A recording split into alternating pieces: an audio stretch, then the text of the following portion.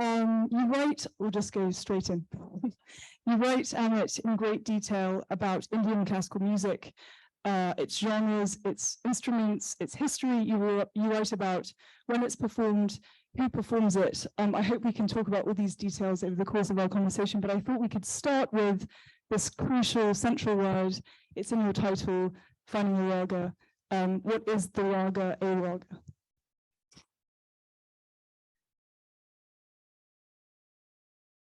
Yeah. What is a raga?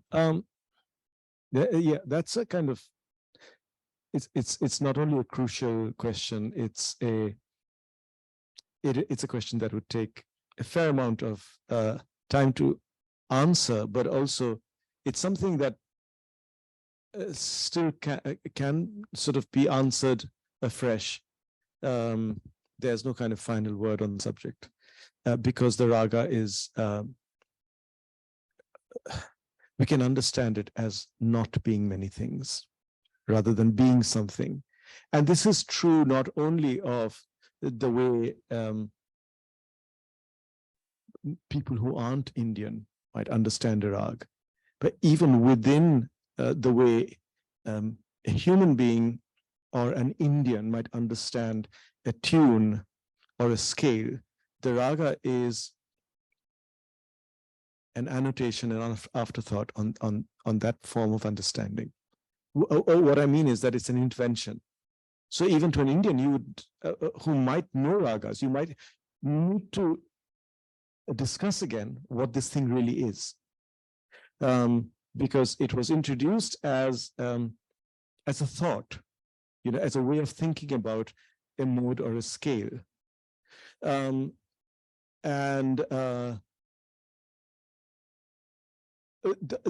think Bharat, the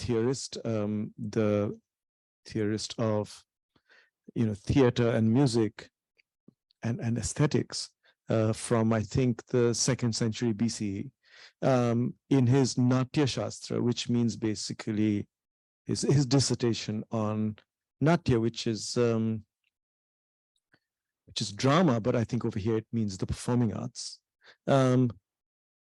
Speaks about the scale, speaks about the 7-note scale. It might be the kind of earliest record or representation of the 7-note scale, do, re, mi, fa, so, sa, re, ga, ma, pa, dha, ni, sa.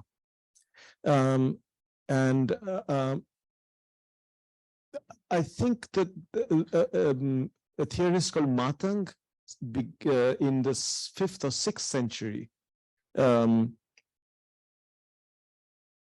talks about the raga, and that's the first kind of known mention of this term, a discussion of the rag, and also I think introduces the idea of the 12-note scale with the sharps and flats. You have 12 notes, so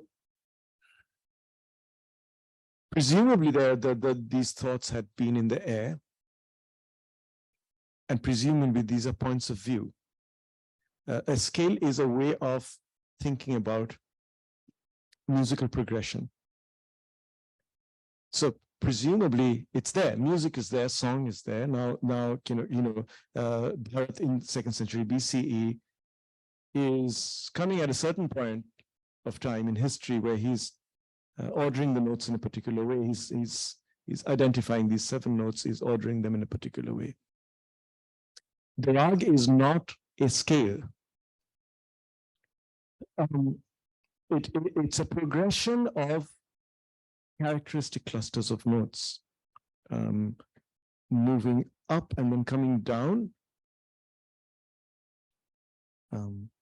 Certain notes might be not there on the way down. They may be there on the way up. Two ragas might have identical notes, completely the same notes, but it's through the way the progression takes place that you know that this is this rag rather than that one. Once you kind of begin to think of progression in that way, you realize that, okay, we've moved away from the way we usually understand basic progressions of notes, that is the scale or modes. We've moved to another way of thinking about progression. I would say, is this getting too technical? No, it's fine, right? Good. I'm relieved to hear that. Just add one thing. Unless you wanted to ask me a question related to what I've said. Well, I suppose, you bring up this musical theorist from, as you say, 2nd century, 3rd century BCE. Yeah. You use his kind of theorizing to make the point that the raga is of the world as opposed to about the world. And you mentioned some of these notes, and he quite beautifully remarks, and I have it written down, how some of these notes seem to him come from the sounds of animals. So he says that sa is from a peacock cry, ga is from a goat's bleating, pa is from the cuckoo. Can you talk about this idea as opposed to the Western musical tradition that the raga comes from the world and is not a kind of mimesis or a copying of the world? Right. Wow. This is going to get kind of possibly a bit bewildering. I don't know, but let's go for it. Let's just discuss these questions, because I brought them up in the book, and I discussed them in the book. Just the one last thing I think I wanted to add about the rag. So if you look at the raga as this kind of progression of this particular kind, which is not a scale, then you have to think, where is this idea of the progression coming from? And to me, it seems, and I have been thinking about this after I finished writing the book, so I've been thinking about this in the last 3 or 4 years, and based on this, I have also experimented with certain compositions, but also maybe those experiments led to these thoughts. So I think the rag is a melody or a tune or a song slowed down. So songs can be based on rags. So we say that, I just heard a song that was composed by this composer who I heard it in a film. It's a film song. It's based on Rag Hamir or Rag Yaman, and you have radio programs, and you used to have radio programs in India which were devoted to Hindi film songs which are based on rags. So songs obviously can be based on rags, but where do those rags come from? They themselves are investigations into melodies. So you slow down a melody, and you begin to explore the clusters that make up the characteristic clusters that create that melody on the way up and on the way down. As you slow it down, you notice relationships between notes, which, when it's a melody, when it's a song, you don't really think about that much. It's a song. But when you slow it down, those relationships become more audible, more visible. Also, the gaps between certain notes and the avoidance of certain notes, let's say, on the way up or on the way down, become more significant. Significant in terms of exploration, meditation, and improvisation. So let's say a song has, so we start with the tonic, okay? So just below the tonic is the 7th. So let's say the song has a 7th, and then it jumps up to the 2nd note after the tonic. But it avoids, in the melody, in the composition, avoids the tonic itself. That's the way the song was written or composed. When you're singing it, you're not going to think about all these things, but when you slow it down, you suddenly note that gap, right? The tonic is missing on the way up. This becomes significant in a way it never could have been in a song. It's only when you begin to meditate, explore, pull apart the song in order to think more profoundly on these relationships that you get the rag. This is the rag, which is why I say you cannot say it's a song, it's a melody. And this is true. This problem, this conundrum is true for Indians as much as it is for Western people who aren't Indian, because the rag, whoever it's meant to sort of be for, it's a critique of the way we listen to melody. It's a kind of it's a way of thinking about melody, which is quite different from the way human beings generally think about melody. I want to read some of the things you wrote. But then I never answered any question. Yeah. So you mentioned the way to describe it is to describe what it isn't. So you write, it isn't a composition, it isn't a melody, it isn't a scale. You cite Tagore, who at the end of the 19th century writes, the world of the day is European music, in tune and out of tune, in part and in the whole. He writes, the world of the night is our Indian music, a pure, tender, serious, unmixed ragini. Right. Yeah, I mean, Tagore is a person who stands between cultures, and especially stands between European culture, because of the time he lives in, and Indian culture, which is also returning to him in a particular way, which it wouldn't have, let's say, if he had been born 200 years before when he was born. I mean, then maybe it would have been a different kind of inheritance. He is a late 19th century modern. So the Indian inheritance is coming back to him in a particular way. He's thinking about it, and so is European culture and its inheritance, which has also become his inheritance. He's thinking of European culture in terms of it being a product of the Enlightenment. So he's not really, when he's thinking about European music, he's not really thinking about the European music of the 2nd century AD. He's thinking, although he doesn't say it, he's thinking about romantic or post-Enlightenment music. And not only the music, the way the post-Enlightenment world came to exist in Europe. That's what he's grappling with, and that's what he's critiquing. He's thinking, well, there has to be something outside of this. One of the things that he realizes outside of this is Indian music. It's not a way of thinking about music that's produced by the Enlightenment. The Enlightenment produces a way of thinking, and it produces a way of thinking about music as well.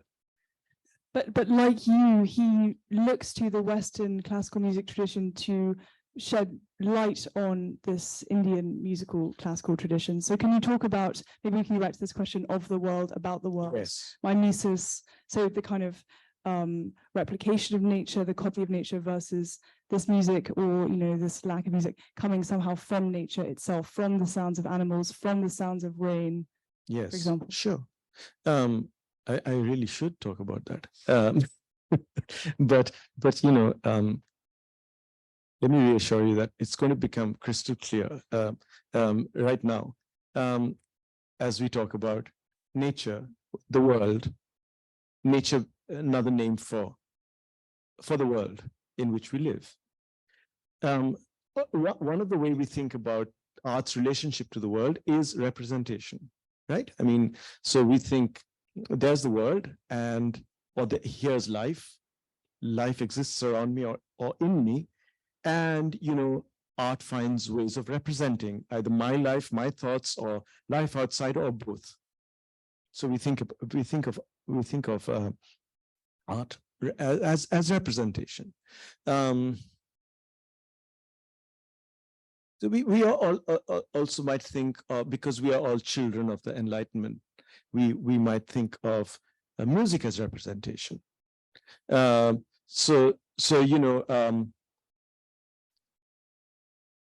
This tune is making me sad. That's a happy tune.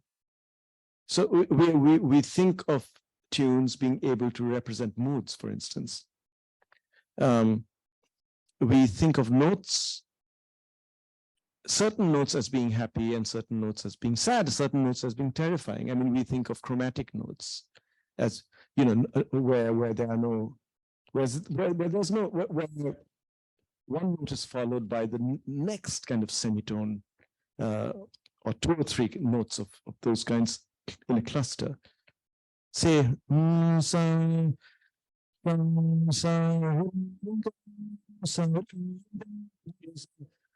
now I've sung three notes, the first, second, and third.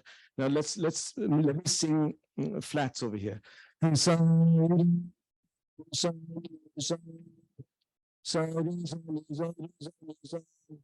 I've sung the flat second, I've sung the tonic, and I've sung the low seventh. Tonic, flat second, low seventh, tonic, nisa, reza, nisa. The moment you start doing that in Western music, you think terror. You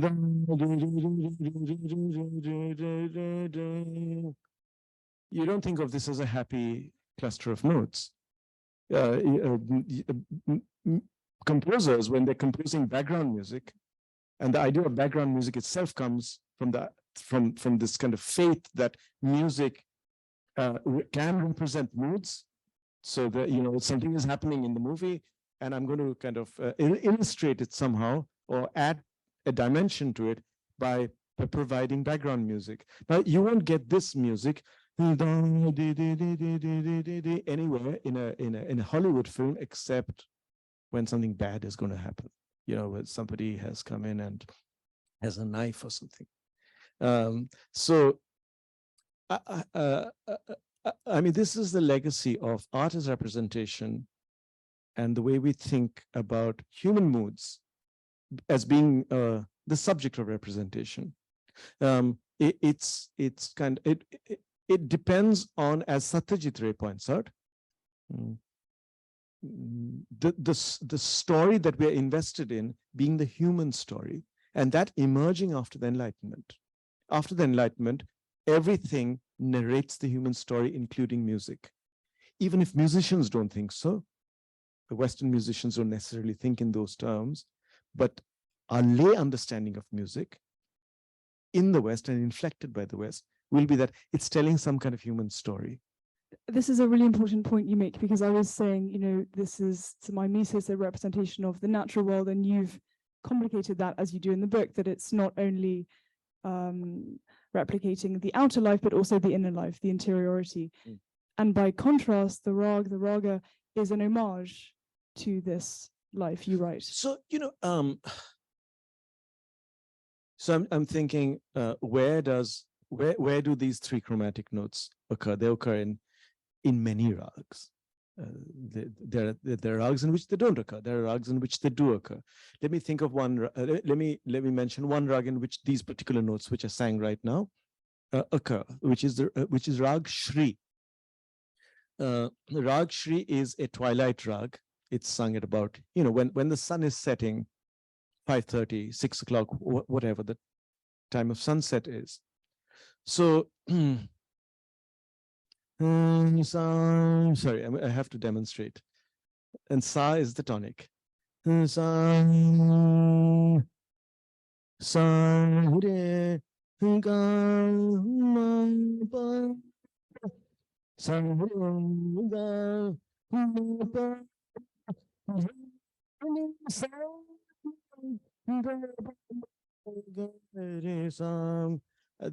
are the notes of Shri or Punyadhanashri or various other rags. If you sing them as a kind of scale, as a 7-note scale, so it's sa, tonic, flat second, natural third, ga, sharp fourth, and then pa, the fifth, and then flat sixth, and then the 7th. This is how Shri goes about it, how you recognize it's Shri. Sang, sang,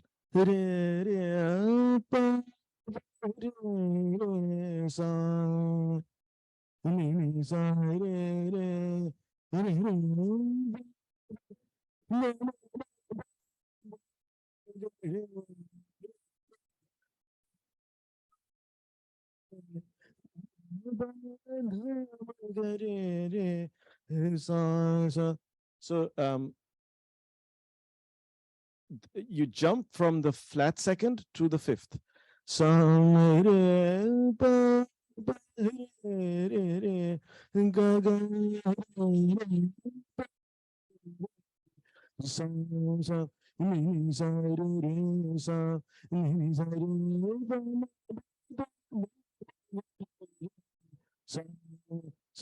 there are three notes, three clusters of chromatic notes.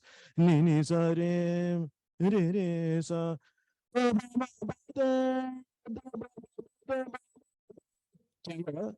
a Hollywood film. So here, what you have is serenity. There is no terror. There is no mimesis. You sing it at twilight, and this kind of this ethos was created maybe 600 years ago of singing rags at a particular time of day. You are and seasons, right? And seasons. Yeah. So there are certain rags which are season specific. There's certain and most rags are time specific. So days, time of day specific. These rags, these notes which I've sung now, can also be found in other rags, including, let's say, Basant, the rag of spring. But Basant moves in a different way. It has the same notes, moves in a different way. So you realize it's Basant. But what I'm trying to say is that there is nothing particularly Basant-like or spring-like or twilight-like about these notes. And so we don't reach for these notes for the reasons of mimesis, to say that there's something about these notes which will make you think of spring, or which will make you think, or which will feel like twilight. What happens is, by association, this particular progression is it becomes part of your understanding of twilight. If you are aware of this rag, if you are part of the world of ragas, the ragas are a language. You become aware of these ragas as being part of that world, not through representation, but through cultural association. Just as the word twilight, there's nothing particularly twilight-like about the word twilight. So it's part of a fabric. The world is part of that fabric. Language is part of that fabric. You are part of that fabric. You use the word twilight because you are inserted into, your consciousness is inserted into and is partaking at every moment of this fabric. Same with ragas. You are part of and have been inserted into, your consciousness is part of and has been inserted into this particular fabric, which is language, yourself, and the world. It's not you being an artist writing about the world. The world is not outside you. It is, in a way, indistinguishable from this usage, which we call language. This is a really important point to make, which is that the role, therefore, of the composer also changes. So in a kind of post-Enlightenment world, in Western culture that privileges narrative and representation, you write, that also privileges the author. And in the North Indian classical tradition, the composer will be, you write, relegated to a secondary or invisible status. It is the text, it is the primary progenitor. Put another way, the Indian classical musical traditions are non-humanistic. Their focus is not, these are all your words, on personality or psychology, but on pitch and temporality. Yeah, so you have to leave aside the habits of thinking, the post-Enlightenment habits of thinking, which we internalize. Even if we think music is necessarily mimetic, we will still think a minor scale has to be a sad scale. A major scale is happy. and then you do not use notes in the major scale, in a major scale to represent unhappiness. So when you have, again, a scene in a Hollywood film where,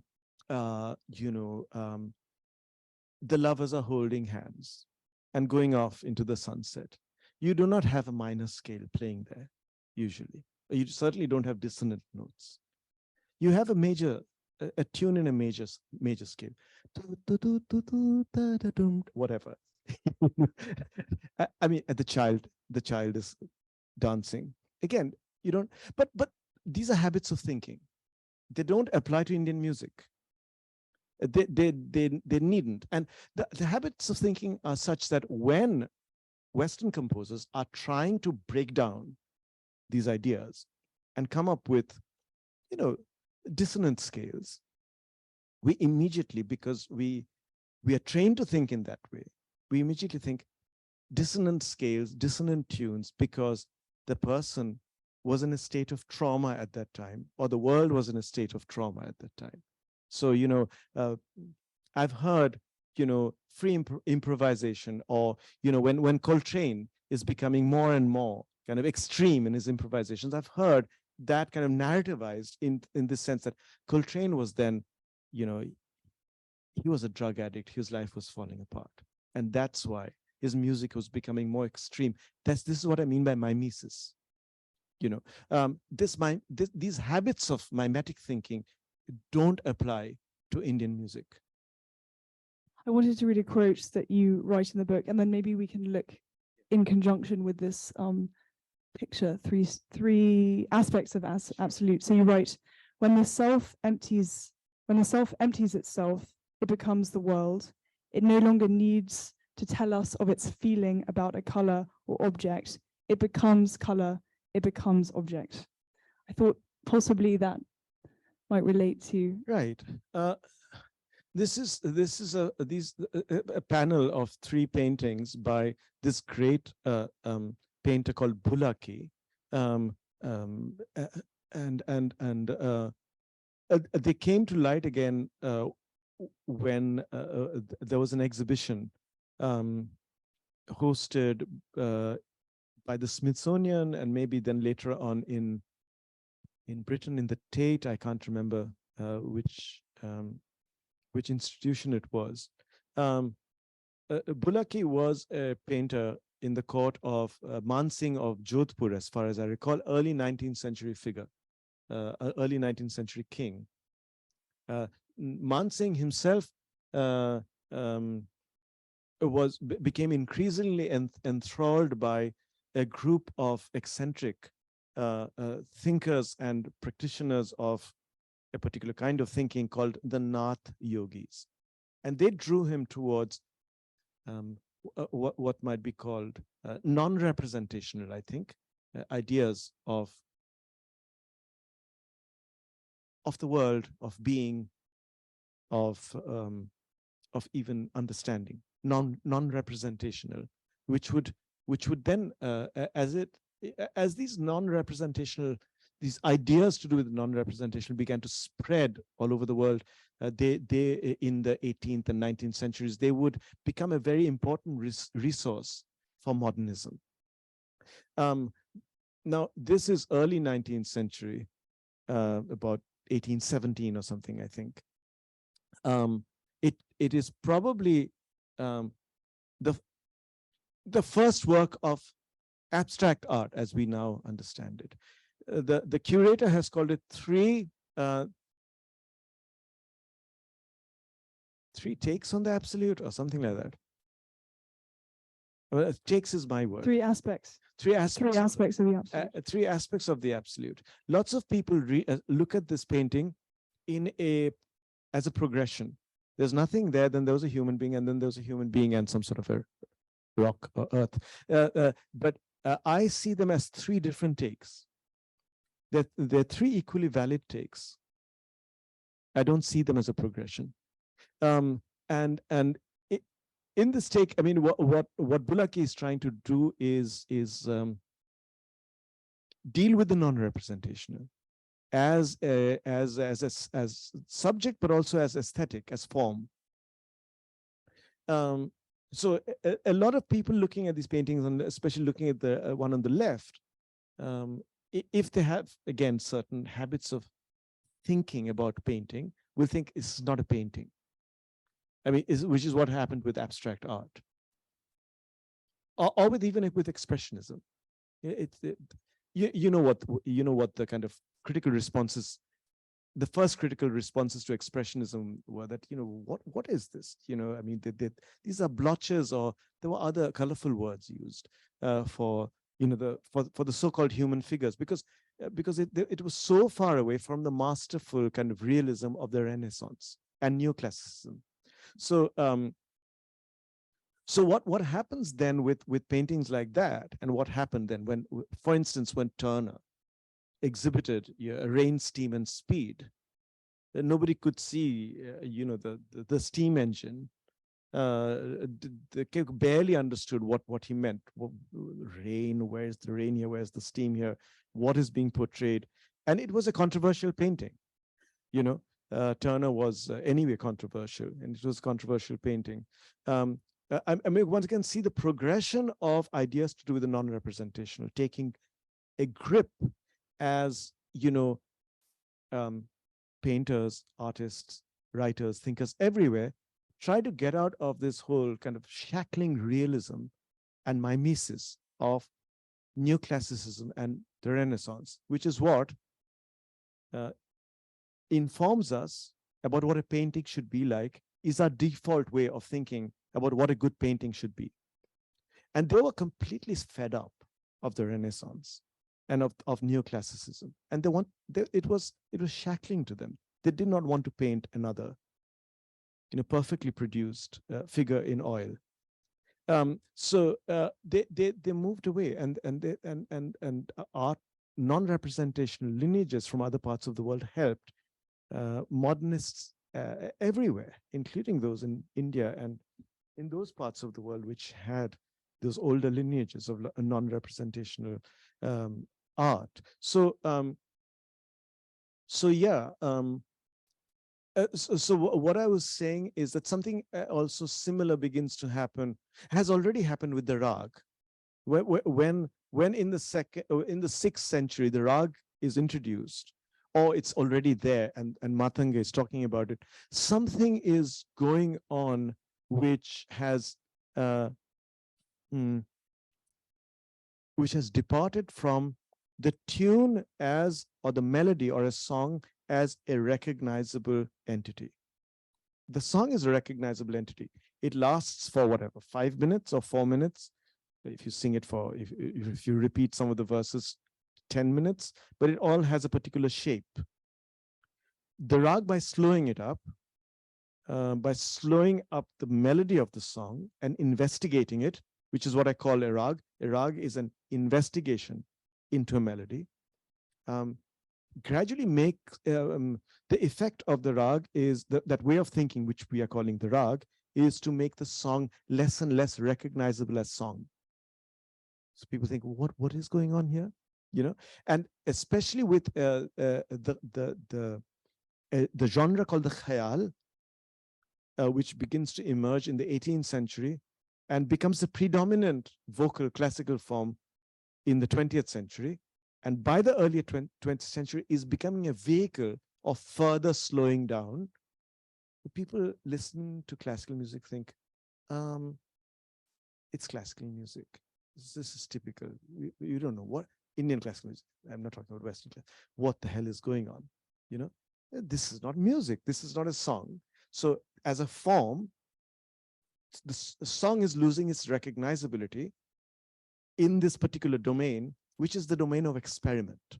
Now, Indians think of this domain, when they hear it, as being immemorial. It's ancient. It was always like that. This is what these people are up to. I don't know why they were doing this and why they go on for hours in this manner, right? But it's not an immemorial tradition. It is a tradition of recurrent experimentation. So if one moment of experimentation and departure happened with the rag, others happened through time, and the khayal is the latest of this. This is the latest of the radical departures, of which the consequences, something that could have been a song is no longer recognizable as song because it's being treated in a particular way. I'm aware, Amit, I'm looking at the time, and I'm aware that we've neglected to discuss a whole other part of the book, which is your relationship to this tradition. I know I want to. So, and your mother's relationship, and how your relationship, as you say, turned from one of aversion to devotion, how you worked with this kind of magical teacher who was the teacher of your mother, who became your teacher, how music and sound helped you navigate Britain as a student at UCL. Can you talk about finding the raga for yourself, in other words, in this book? Because that is, just so you know, I mean, you don't have to be at all a specialist in music. As somebody who cried in their grade 3 clarinet exam, I was able to kind of understand all of the things that we're talking about. And there's also this whole other narrative, your personal narrative. Can you talk about this? Yeah, if you buy the book, you get to know about me as well, not just the raga. So about my, well, again, I mean, I grew up with, well, my mother sang Tagore songs by this composer and poet Tagore, which I kind of more or less ignored, but some subconscious part of me was taking in. Well, she was very well known. She was an extraordinary singer. And then, but there was one particular thing that I learned from her, which I'll come back to later. What I was growing up with were really pop songs, rock songs, and then the American, I call, the Canadian singer-songwriter, which I wanted to be. I wanted to be the Canadian singer-songwriter till a particular point in my life. But then the era of the American singer-songwriter seemed to come to an end by the end of the 70s, because that's when, music, well, disco music made its appearance. And then, music became less and less of a live thing. It became a studio-based, heavily then sequenced, digitized production. So the sound of pop music changed by the early 80s. And by the late 70s, I'd got into Indian classical music. I was juggling the two things for a while, my Canadian singer-songwriter self and the new sort of the Indian classical neophyte. And then by the time I went to England, arrived in England, and all around me was Karma Chameleon, Culture Club, and Duran, which is actually quite good. I was listening to it again. And then, but at that time I thought, okay, enough. No more to do with this particular world. Frankie Goes to Hollywood. Relax. So I kind of severed my ties with that music, with the guitar, which I used to play, and dedicated myself fully to Indian classical music. As I got into Indian classical music, of course, I had to rethink music gradually, because Indian classical music is as we've just been discussing, is a different way of thinking about music, about composition, about emotion, and representation. So that happened over time. For 16 years, I didn't listen to any of the music I'd grown up with, and then I gradually returned to it later on. Yeah. Can you describe, because it was one of the funniest descriptions in the book, in my opinion, you trying to practice this music and not disturbing the other people in this department? John Camphonas, pianist, and we have in fact collaborated and played together a few times in Paris. But we met up yesterday. It seems like a long time ago now, but it was yesterday, and this is one of the things we were talking about. He was pointing out this particular bit in the book to me, where I'm negotiating the presence of my neighbors. But even in a very silent, I mean, that's what really struck you, right? When you moved to London, the kind of the enclosedness, the silence. Exactly. I like the fact that you use the word enclosedness, because again, the enclosure laws, create a new sense from the 15th century onwards, a new sense of privacy, not only private property, which Tom Paulin writes very eloquently about in relationship to the poet John Clare. And he points out a particular place in England, he says, in the 90s, which you have to go to rediscover what a non-enclosed space might have been like, what kind of, how you might have experienced space and light. Because he says, otherwise we're used to this world of, going down motorways, looking at what seems to be nature, but which is, it's all been sort of subdued and domesticated as private property. And I think he uses the word glumness. He says we experience this inner glumness as we go down this world. And I had been used, I think, to a far more kind of non-enclosed sense of space. I had encountered it in Bombay, to grow up in what is now called South Bombay on the 12th floor or the 25th story of a building meant encountering and experiencing a kind of enclosure. But I'd also experienced the opposite. In India, you can't help but experience non-enclosed spaces. So when I went to England as a student, I mean, I think that's what kind of depressed me the most, even more than the weather, and the invisibility one had as a product of history, but a history which is only seen in a very kind of curtailed and stereotypical, in a very narrow way. Even more kind of troublesome for me was the silence, and the silence being connected to a greater sense of consciousness and inwardness than I was used to or was comfortable with. So in India, because as I said, and maybe even wrote about in this book, because windows are often open, you are always listening. Basically, some part of you is listening to something else, even if you aren't aware of it. Listening means you are connected to something beyond the field of vision. It is something you cannot see. So you're always being impacted by something which you have no idea of if you are thinking of knowledge as verifiable kind of things you can see. If you're thinking, if you're conflating knowledge with the field of vision, which is also another thing that we tend to do, or what we see is what we believe in.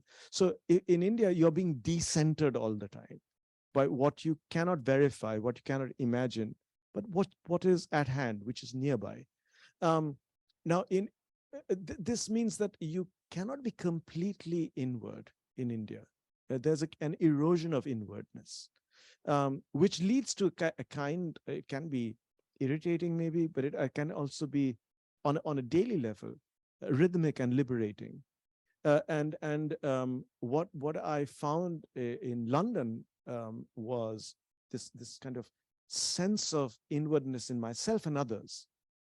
And I would, of course, I mean, I would also see it on the tube, where people were far more conscious than they would be on an Indian train. And that made me hesitate about humming, because I knew I would be heard and I would be assessed. That the humming would not be an act of listening, which is kind of semi-distracted. It would become a form of very conscious hermeneutics of interpretation. What is this person doing? Why does this humming sound weird? What exactly is happening here? So and the same is true of the practicing. I mean, whether humming on the tube or practicing in your room. And so when I was practicing in that little that studio flat that actually I went to the studio flat, I think contributing to bankrupting my father in the process, because I was scared of practicing in hall. I mean, in a hall of residence. I didn't stay in a hall of residence. And the only reason I didn't stay in it, and the main reason, was because people would hear me practicing. And so I moved to the studio apartment, and then of course there were people there who could hear me, and that was, I mean, I had to develop a thick skin, which I didn't really, but I had to develop ways of being steel myself to practice, and hope also that people were absent at those times when I was practicing. But I think it was not just being overheard, but it was this ethos of inwardness and consciousness, in which you heard and experienced things with a far greater integrated consciousness than you had in India. And I was kind of afraid of encountering this very integrated consciousness, whether it was on the train or whether it was or in a neighbor's flat. I mean, Nietzsche, whom I point out, I think whom I quote here, talks about this in terms of the Western ironical consciousness, of always being aware and therefore being clenched up slightly, and for him, which then got kind of picked up by Lawrence, the aim was to get rid of irony. Irony is a kind of twisted form of politeness. You're super aware. Now, if you can stop being ironical, you become naive. And to be naive is to kind of loosen up, So Nietzsche wants to get rid of it. Now, what I was encountering there was some manifestation of that consciousness, which was making it very difficult for me to practice. Yeah. I have many more questions, but I want to make sure that the audience and our online audience, can we have a big round of applause for Amit? Thank you.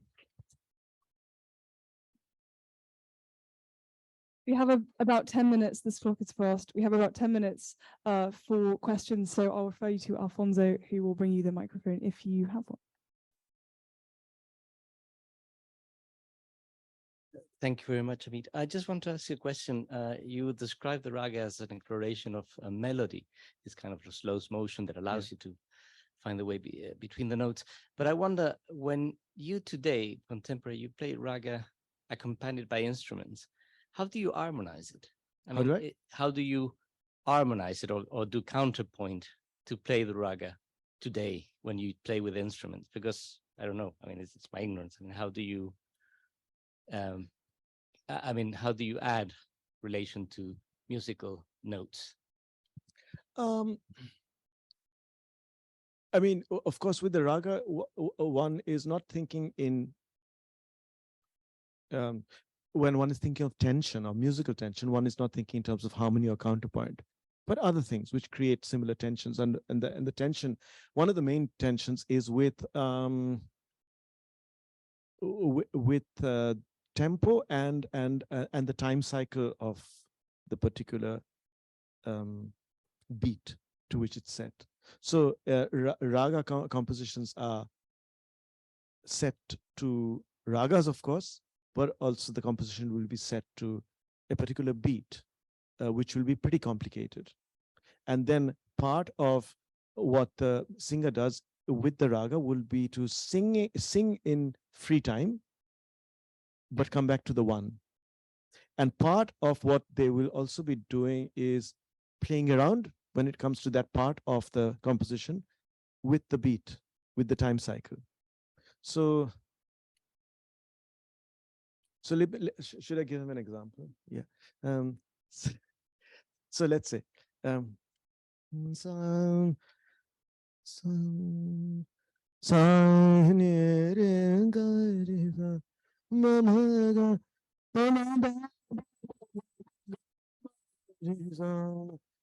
these are the same notes as Shri, which I sang earlier, except that there is a natural fourth over here.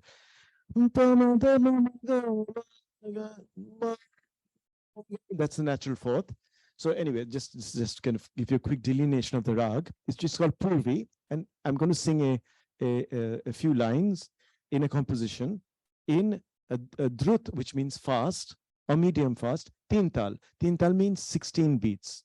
So the words are Badi Badi Akhiyan mein Kajra Sohe. I'll only sing the first line. I won't sing any more. So just bear in mind that in this composition, whatever you do, whatever the singer does, the word may, badi, okay, let me translate. Badi Badi Akhiyan mein. In her large eyes, badi badi. Badi is large. Badi badi, very large. Badi badi akhiyan eyes. May in kajra sohe rests. Coal. The coal rests in or on her big eyes. So the word in may must come on the one. Badi badi akhiyan me kajra sohe badi badi akhiyan me. Okay, so this I'll just explain what I've done here. 1, 2, 3, 4, 5, 6, 7, 8, 9, 10, 11, 12, 13, 14, 15, 16, 1. That's how it's 4 beats, which is the most common beat among all cultures, or at least one of the 2 most common. 3 and 4. The 4 certainly maybe the most common, but 4 beats added up to make 16, so that the composition is in 16 beats. Badi, badi, okay. So 1, 2, 3, 4, 5, 6, 7, 8, 9, 10, 11, 12, 13, 14, 15, 1. And may is the word, which is the word will come back on the sum meaning the one. Same root as same, summer, total. The word is used in all these ways from Sanskrit. So. बड़े बड़े अखियाँ कजरा सोहे बड़े बड़े अखियाँ कजरा सोहे बड़े बड़े अखियाँ. Okay, now let's see what else happens.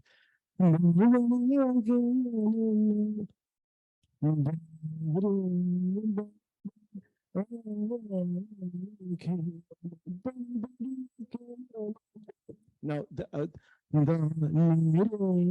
that was in free time. It was not in 4. But I must come back to the 1. Now let's see what else can happen.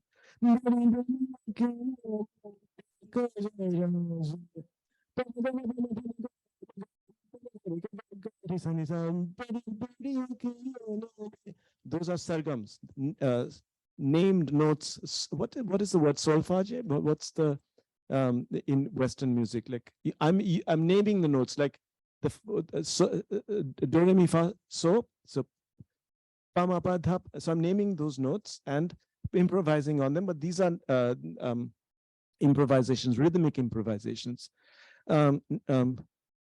And then the tans, you know, the more complex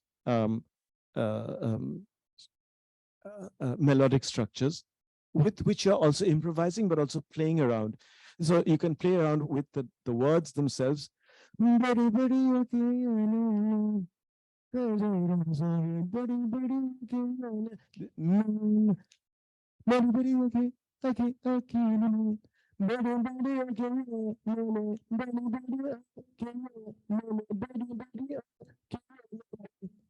So I'm going away from 1, 2, 3, 4 to 1, 2, 3, 4, 1, 2, 3, 4, but I must arrange it symmetrically in the last triplet so that it comes back on the 1.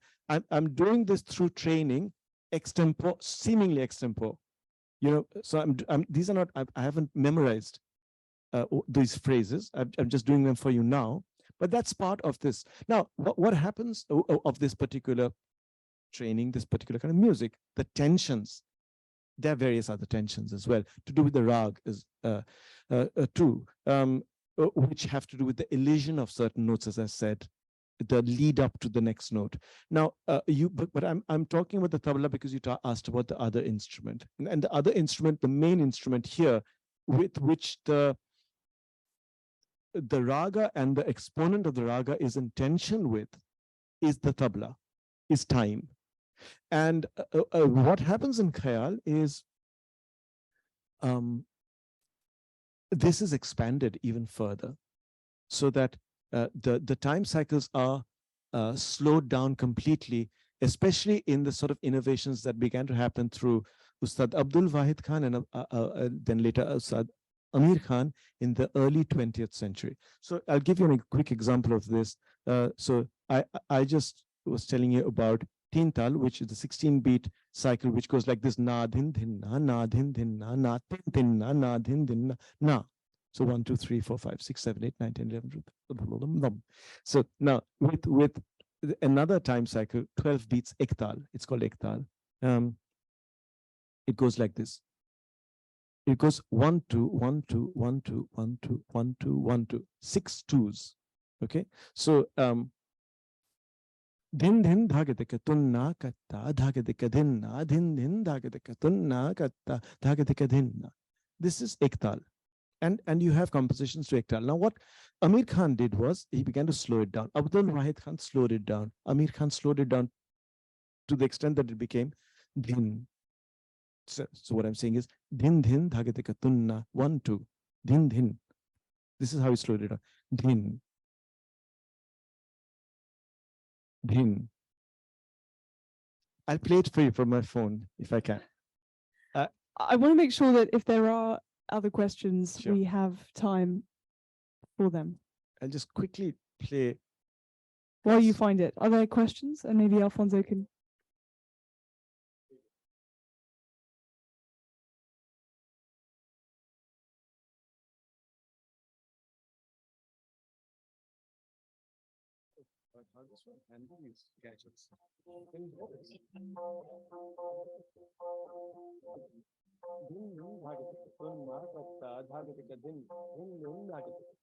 So this is like a proper beat, a time cycle. You can recognize it if you've heard it.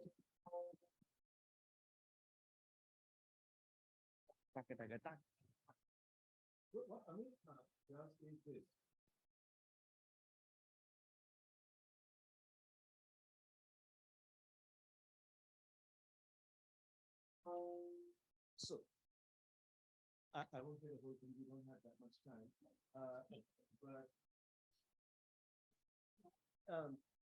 What is a radical experiment?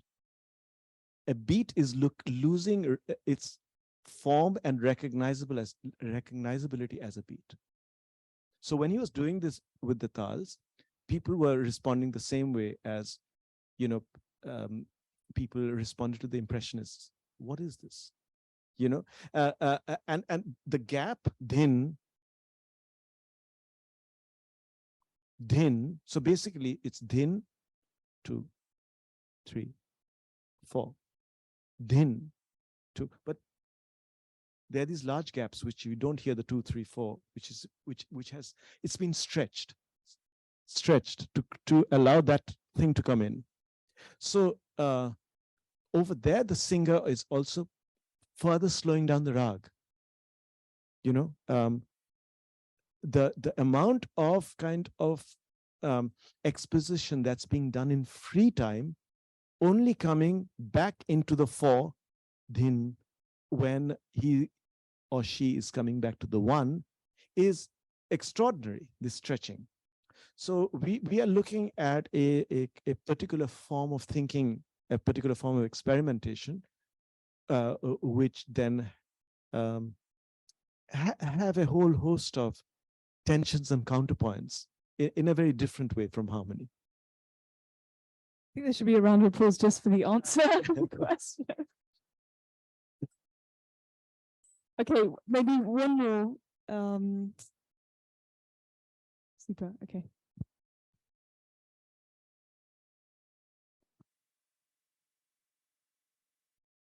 Just a little point. You were talking about how the raga will be played at a certain time of day. Yeah. And the example you gave of the twilight raga, which had certain intervals, which in Western music would seem a bit creepy, weird. But at that time of twilight time that it was played, you said no. I was wondering, first of all, if ragas would ever be played outside of a specific time of day. And if so, if you played that twilight raga at midday, for example, could that have a kind of destabilizing effects on people? Yeah, a kind of minor instability in the sense of, why is he, if they recognize the rag at all. I mean, we're talking about a very tiny minority. However, sacred this music is seen to be. And by the way, it's a completely secular music. Again, we didn't have time to discuss the ways in which even its sacred components are dispensed with, in the sense of words becoming less important in this kind of stretched out time. What is bound to happen is singers are improvising, they are singing, they are unfolding the rag, the unfolding is taking place, the progression is taking place. They're using words, they're using the words of the composition, but they're singing those words in such a way that, the words become unrecognizable, and the devotional content of some of those words becomes dispensable. And one of the complaints about classical music is, look at the way they pronounce the words, and some of the words have to do with Hari or Krishna or whatever. They don't seem to give a damn. I don't want to use any stronger word about losing the integrity of those important words according to, sacred parameters. So it's a secular music. So it's kind of, it has been the domain of a small minority. If somebody within that minority heard Shri being sung at, in a concert at midday, they would kind of look at each other and kind of raise their eyebrows. The reason for this, I don't think, is merely the fact that some rule has been broken. I don't think it's that. Again, I go back to the fact that the rag is not representing the world, it is of the world. By which I mean that in Rag Shri, there are certain components in the text. The rag, which explores the relationship among other notes, or primarily of flat second and the fifth in a particular way. That's one component of the rag. The rag, the notes themselves. Then, of course, the composition that's being sung or played, with the words or without, if it's being played. And then twilight, that's the third component. The world is the third component. It's not being represented. It is part of the text. These three things create the text of the rag: the notes, the composition, and the time. It's not representing the time. The time, Cage is trying to beginning to try to do something like that. He's becoming tired of this idea of a representational art. And he has been exposed to other cultures. He's deeply interested in Buddhism. He has a transformative encounter with Indian music. So he's beginning to think of art forms going beyond a representational relationship with the world, but being located in the world in a particular, which is what, I mean, in the most popular or well-known example, which is what he does with 4 minutes and 33 seconds. People think, the earliest comments on this were mimetic. It's a piece about silence. It represents silence. No, it's not a piece about silence. It's a piece in which the demarcation between the text of the piece and the people in the room, that is the word, has been taken out. So the coughs and the sneezes in the room, or the yawns, are part of that particular performance of 4 minutes 33. So yeah, I mean, I think if Shri is sung at midday, the only thing that's happening, which is where we're losing out, is we're losing out on the text of midday, of twilight, which is an integral part of Shri. But it's happening all the time. People listen to rags. It happens when you're listening on your headphones. You don't always kind of listen to rags. Very rarely do you listen to rags according to the time of day in which they're supposed to be played. So it's happening all the time. without people going insane or anything. Yeah. Amit will be around after the event, so you can ask questions. There'll be more time for questions. Can we have a final round of applause? Thank you. Thank you so much. Thank you, Alice. Thank you. I'd also like to thank this evening's volunteers, Alfonso, Cynthia, Terry, Juana, Maisie, Audrey, and also thanks to the Florence Gould Foundation for supporting this event. Can we thank all of our sponsors and all of our helpers? Thank you.